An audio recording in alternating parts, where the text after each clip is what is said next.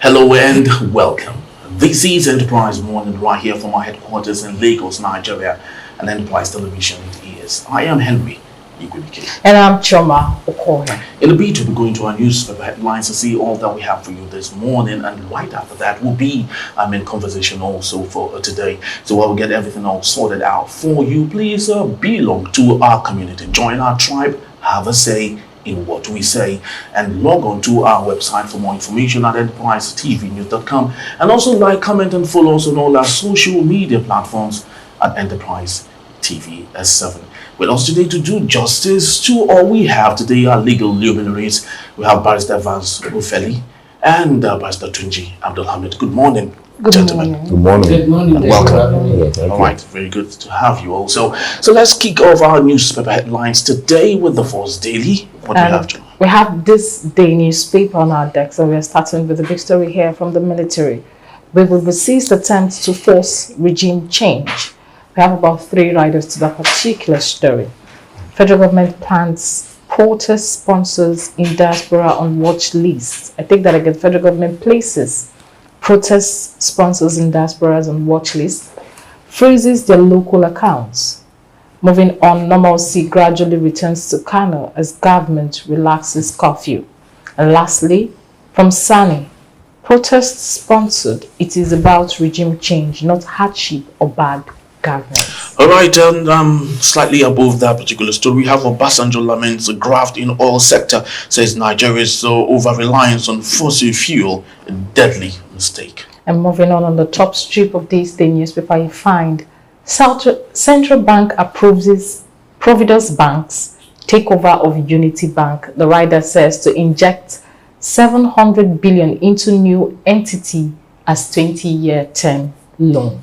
All right, so gentlemen, let's take a look at this particular issue because it's making front line on different dailies and traditional and new media also. A takeover of Unity Bank by Providus Bank, supported by the Central Bank of Nigeria. I know we have, for some time now, Nigerians will be looking at the recapitalization of our financial system because just like you did say, Barrister Vance Ofeli, that our commercial banks are becoming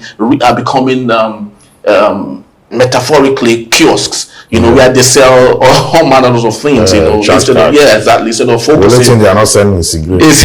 They're selling every other thing. I may not know. All right, so let's look at this. So is this a wonderful development? Well, it's a good one, given that if you look at the 2 banks, one is among the latest generation, that is Providus. Providus came at the same time with Globus, with which other one? There's a third one. There's a third one in the Heritage. No, Heritage has been there. Heritage used to be Society Bank and all that. That's the one for Saraki and the others. No, there's a third one after the Globus. There's a third one. Then I think Lotus. Okay. Lotus, Globus, and the Providus. They are the same generation. They are the most recent. Now, Providus actually is new, and if you look at their capacity in terms of profit margin and the last one, the last year's own, then the board of directors, their reserve and all that, you will notice that it's a bank that can actually absorb any of those old banks that are actually one off. Okay, but except that the journalists reporting this, I don't know what they are reporting. One says takeover, another one says merger. There are different things under the law. Okay. They are different. Takeover is different from merger under the law. But when I read in the newspaper, this one will say takeover, the other will say merger. So maybe they have to go and correct it so that we'll know the one that happened. But which do you think it is? Which do you think it is? Well, I think it's a takeover. Okay. I think it's a takeover because if you look at National Bank, in the last few when we had that press conference, when we were reviewing all the banks, they were really low in terms of that recapitalization. There's no way they will be able to recapitalize. There's no way. They have over 7 of them like that. When we except maybe they get some kind of fundings from, I don't know how, even with the sales of shares, public offer and all that, between now and the timeline, they still cannot make it, because they cannot sell shares beyond the capacity of what they will present as profit for the shareholders. So the offer of share, the CBN regulates it. You can't go because you want to meet up recapitalization. Then you now tell people that everybody should come and buy to this level. And then you know that you are not strong enough to go on. So for me, I think it's a takeover. Because merger, what we do in merger is that when the two comes into one, in the internal structure, there are still two banks. In internal structure, merger, there are still two banks operating. Not like APC joining Yes. But give us a classical case. Give us a classical example, like we observe in Nigeria. Which of these banks do you think in the past had a merger rather than a takeover? So the audience can understand better. We have merger with Standard Bank and UBA.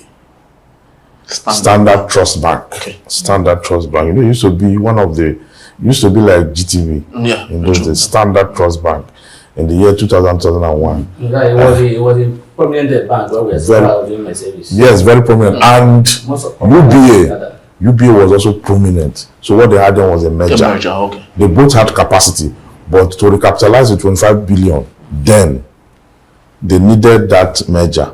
Then when you are talking about takeover is like Access and the Diamond. Oh, okay. Because Diamond was at the verge of collapse when Access took over. So there are different operations. So they should not be used interchangeably. But it's good that Providus is, taking over, because what that will happen is that it will sustain the creditors' fund. I mean, we are talking about the integrity of credit. Okay, for the populace and all that. So it's important that we get it right when we are discussing whether it's merger or takeover. Thank you, Barrister Feli. Over to you now, Barrister Tunji. Now, there is always a consequence for every action. There's always an advantage and a disadvantage. Now, looking at this current takeover from Providus to Unity Bank, how did this affect the economic situation of the country now at this point, especially in the banking sector? Well, that would be difficult for me to say, because how it affects them is that, you could see, I am trying to fortify my own bank. Because you are weak, so I want to bring you into my home, maybe either by merger or by acquisition. So for me, I think it may not even be negative consequences, but it should be positive economic effect, because like you said, if you allow the other bank to go down, well, they lose of the what's called subscribers, that is customers. They even lose money and may affect the economic situation in the country. But if you are taken over by another company or you match another prominent bank or formidable bank, that will secure their fund, at least to an extent. They will be able to continue from where they stop in that. So for me, I think it's even good for our economy. So it saves a collapse of a bank, and then and businesses, the shareholders or the owners of those banks, if you allow it to collapse or whatever, it will be a loss to them, and then they will even be the calamity and may affect our economic situation. Thank you, Barrister Tunji. I want to add this now, because let's look at recapitalization in the banking sector. It's a program and is a regulatory initiative of the CBN that requires banks to increase their minimum paid in common equity capital to a specified amount according to their license category within 2 years. Now, at this point, looking at the situation of the country and how some of the government policies are not bringing in investors and even helping some businesses in Nigeria at the moment, don't you think the CBN is asking for too much, putting a lot of pressure on these banks in question? No, then secondly, are we not going to see more of these banks going below bar with policies? They are not asking for too much. That recapitalization is to protect investors' funds. Okay, any kind of investor under the bank sector. That is why if you look at it, banks have categories, and the recapitalization is not flat. It depends on the category of license you have. Some banks are licensed to just operate within Some are licensed to operate nationwide. Some are, so it depends on your International. yes, international too. So it depends on your now. You see, some banks as we speak, because the central bank used to do an audit of the banks every year. You understand? Some banks as we speak cannot, even if they sell all their assets, all the buildings they occupy nationwide, they are still in the negative when you compare it to investors' funds. And what caused that problem most time is that some of them, they don't have restraint when they give loan to this, to this, to this, to that, to that. And some of these loans become bad loans. You are not able to pay back. Okay. You now notice that investors' funds, depositors' funds are being used for that purpose. That is why most times they give this loan to credible source, like offer a loan to a governor. You know that if that governor leaves, the state have an obligation, and they get derivation from the federal government, and they get IGR. So the state can now say, okay, you know what, we'll be paying this every month. So they're able to, that's a credible source, you understand? When you give to a businessman, okay, maybe someone who runs a business, and before you know, the person is dead. Even though the loan is insured, okay, the insurance company then starts to negotiate with the bank as to how to offset, okay? Then you start having problem, because every loan is insured. Okay, the bank will not give you that if it's not insured, and the financial houses, they will not do that. So when you have those debts, and then you have the bank also undertaking some businesses, they do a lot of business. Banks, they are into oil and gas, they are into many, and you know, the more business you do, the more profit and loss you incur. Okay, so if the CBN now go and do the audit and find out that the following banks are not able, they will not be able to move. If you allow them to continue, you will take them up to a point where the solution will not be that AMCON will come, take over liability and asset, then go after the debtors. You understand? Most times they take them to court, the case will be there for God knows how long and all that. So it's important, it's good that the central bank's responsibility is to detect those banks and then give them options. Merge, look for a partner, take over, or license will be withdrawn.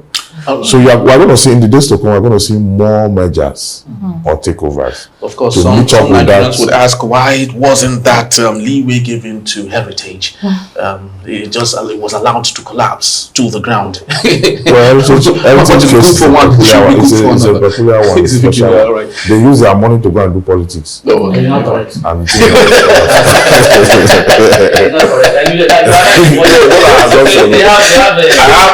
in the case. I'm in that You see, you're right. You see, we're in this country, we're a country where what is good for A is not good for B. They play politics with everything, and that's what you are seeing, and that's what you see. Why those before now, people are now admitting that Society General Bank is empty bank.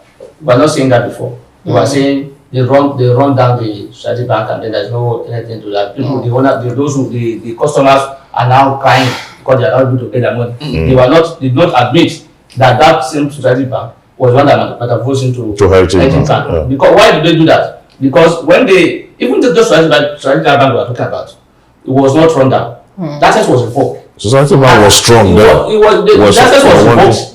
They went to back, challenge the revocation, and they won. So they realized that if we come back with this name, the name has already been. So they got some other banks together. They became Heritage. Then people want to listen. They will tell you, quota said we lost money. Habib Bank. There are three or so. Yes, they merged with other banks and then became Heritage Bank. So why this politics anyway? You say? All right, it's politics anyways. So let's. You mentioned the issue of a bank giving loans and justice. You see, our loans, we have bad loans in this country because of the way the laws are structured. Yeah. This is a country whereby they will give you loan today. Interest rates is high. There is no time for you to even prepare to even do the business you want to do. For them to start asking, you will collect loan today. The next month they are coming to you to come and pay. My friend that owned a school, he took a loan to build this entire school. When the school started running on from September, there was a bank that was collecting school fees. That was collecting school fees. The bank had a staff in the school. Assigned to the school. She resumes in the school. So what happens to the liquidity? Well, what happened is this now. Once they pay the student finish paying school fees, they give him 20% to run the school, and they take 80%. I said, how will you use 20% to run the school? He said, he's going to take more outside to join that 20% now with microfinance bank to be able to run the school. I said, it's terrible. Let's see, mortgage in the other country, for instance. You can be paying for 25 years. But here they will say 5 years. 5 years, 3 years, 8 years. In fact, sometimes they will mostly tell you not more than 2 or 3 years. They will give you loan and they say you have to pay next year. You want to do business, you say this is the business I want to do. Whether you have started the business or not, the business have not grown. You have not. You collect the money this month. You are still arranging your business. Next month they are coming. Somebody is on your door. All right, let's while we pray that those in authority, do the needful, and hope that our financial system, becomes what it is, competitive with other parts of the world. But let's move on to the Guardian newspaper, and the big story here says a FAC allocation. Citizens wallow in misery as governors cede duties to federal government amid the 5.34 trillion naira court. Yeah, moving on. Falana backs military in denouncing protesters' use of Russian flag. And also hit Tinubu's dialogue call, ECOWAS tells protesters. Okay, moving on. After apology, APC to reinstate Ndume as chief whip. All right, so let's get into this particular matter. Ambassador Tunji Abdulhamid, you are an active politician. What a twist of event. Just a couple of days back, we saw Ndume, raising firestorms and all that. And right now, what is happening to politics in Nigeria? It's unfortunate that we have people in our political stage that are very selfish. They only think about their interests. And that's why, which means whenever they are speaking or they are saying anything, don't take them seriously. That means it's not in their favor. Whenever it goes to in their favor, they keep quiet. You can see he was saying something else before. Now he's apologizing and do that. That means he was not sure of what he was doing. He was doing it because that apology is just for him to be reinstated as chief whip. So because he lost his chief whip status, he's worried. He's no longer a principal member. So he's worried. So he will compromise and do anything to be able to get it back. That's what is happening. So for me, it shows that we don't have people who are fighting for us. Unfortunately, we're in problem in this country. What we call democracy, and the only arm of government that should be responsible for democracy that we're talking about, National Assembly, they are the one falling flat. Because the only difference between military regime and the what's it called, and the civil democratic rule is that existence of a National Assembly. In the military rule, there will be. So these people who are supposed to do oversight, who are supposed to represent us, speak on our behalf, and not. They see themselves as part of the executive. So they must act in line with what the executive is doing. And that's the point we are having. You can see the one that was suspended earlier. He's back now. Did you see him again? What's his name? Nengi, yes. He was, so the father of Tony was referred by Mr. What's it called? White. Mr. White. Ndume. It's a confirmation that they don't have any standard. They only speak when things are not in their favor. Whenever it goes in their favor, it comes back. So maybe he has been told that, look, if you apologize, do this, we'll turn you back to your position. But now he has done that. He has regretted what he said. That means what he said was indirectly saying that what I said was not correct. That's what he's saying indirectly. Because unfortunately, we don't have people who are fighting for the nation. We have people who are fighting for their personal pocket. And I'm surprised that most of these people, as big as they are, when I say big, I'm talking in terms of money. But this Ali Ndume has been national service in 1999 or so. And I don't know what he wants to get again. From House of Rep to Senate. Yeah, some of them it's not about. Sometimes I say it's not about money. When people say it's not only about money. They just want to be second God. I'm part of it. Whenever the chance to be taken, I must be considered. So for me, it's unfortunate and it's a lesson that you don't fight for anybody. You don't just support anybody and say because this one is saying this one is saying that. is speaking for himself because of personal interest. Yes, but don't you think, Pastor Francis Philly, don't you think this is a potential landmine waiting to explode on us when we have such kind of twist of events? It is even worse when people like Nengi will voice out and they're a lone voice. The man just learned a lesson. Because when you voice out and you turn back, and even all the people that you meted the ideas before you voice out, they are not at your back. They want to save their head to everybody who know. It's more dangerous. Dangerous because it will be difficult for people to come out and say the truth. And we're in a country where we need real disputes in the National Assembly. That is why if you look at it, I keep saying the Saraki 10th Assembly. Is it 10th? 8th Assembly? 8th Assembly. Saraki 8th Assembly was the only assembly that had a semblance of the 1999 Assembly. Wherein, in 2003, Gali Nahaba, Obasanjo came and knelt down before them. Because they were to throw him out. They were to impeach him. You understand? So that's when we had democracy. When Saraki came in, Saraki did a semblance of it when he told Buhari that there was a decision they were to take then. And he told Buhari that having not considered the following bills, having vetoed the following bills, they too will not clear him on a particular. Yes, you want to collect loan. Yeah. Yes. And they refused to grant it. They didn't grant it. When he bypassed them to take decisions, they too will go and block it. You understand? That's democracy. But is it Akpabio that will come and go and stand against Tinubu? What Tinubu want to do? But if I might ask then, what sort of poison pill do you think Bola Ahmed Tinubu is feeding these people? No, it's not a balanced house. It's APC dominates the entire. It's not a balanced house. The president was able to play his game well from the start. He knew what he's looking for, and that was why he fully supported Akpabio as the president. He knows the kind of person that he can. Yes, that Akpabio is porous.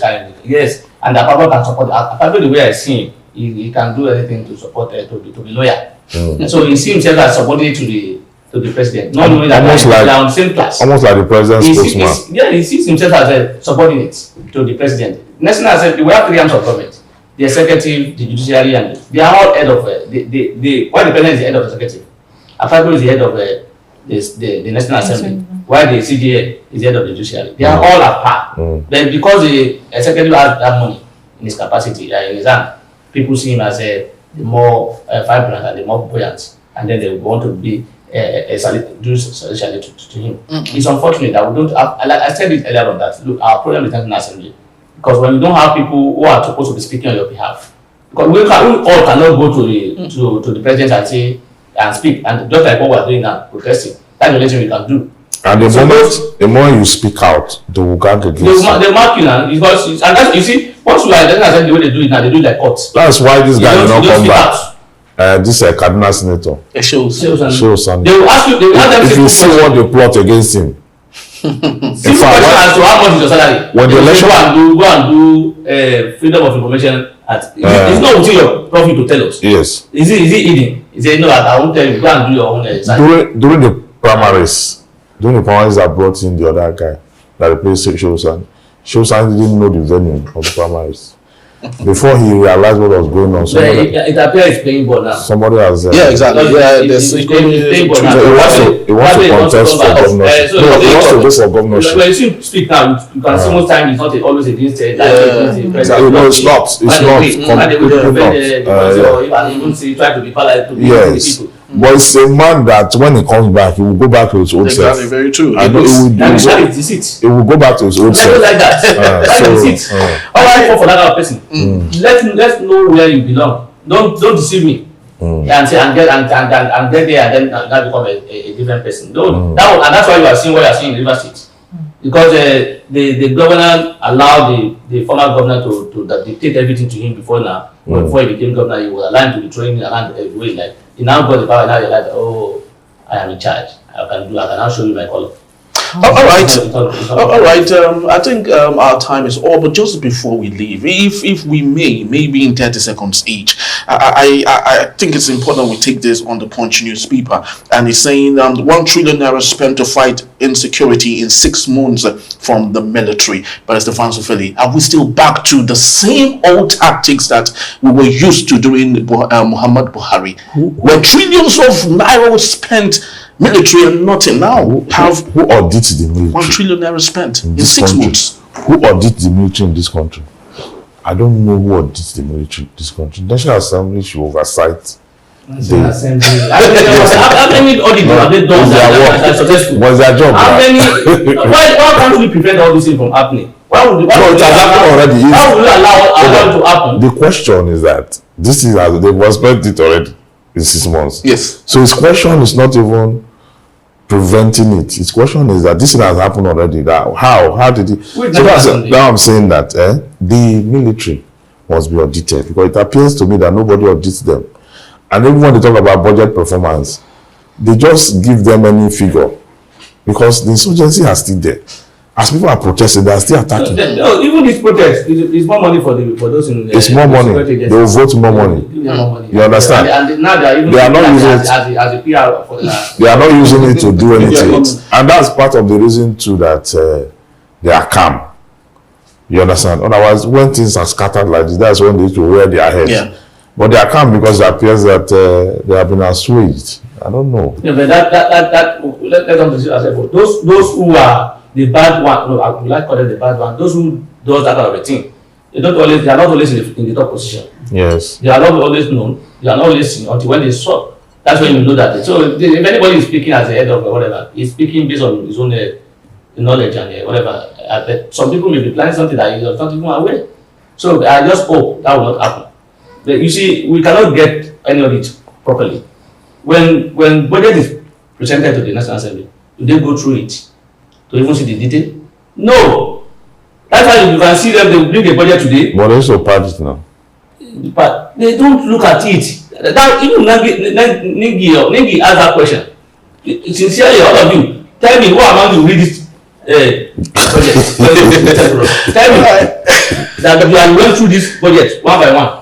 This page that is not possible. Imagine the pages. That is not possible for anybody to go through this. And the executives are wide. They know they do deliberately. They will make sure it's very close to the time they are expecting that it should be passed. They will not be rushing them to say you have to do this on time, so that they won't have time to go through it. That's so until we scrutinize our budget properly, and whenever spending and before another one is approved, you look at the performance of the last year. That's when we get it right. But now, just like you said, audit. Do we even have Auditor General? We have that. No, and I know that's effective. That was still. But I've never seen any audit of any government and say, look, we got to this because of what we audited our. Until when somebody is against is having issue with the government, that's when you know that we have people in government who know what they are doing and who know their job. Thank you, Barrister Tunji. All right. Thank you, Barrister Philly. Thank you. All right, so this is about the time we have for this particular segment, and of course, we'll be back for conversation in a jiffy. Yeah, we'll be back, and when we return, federal government puts sponsors of protests on watch list, freeze their accounts. Stay with us.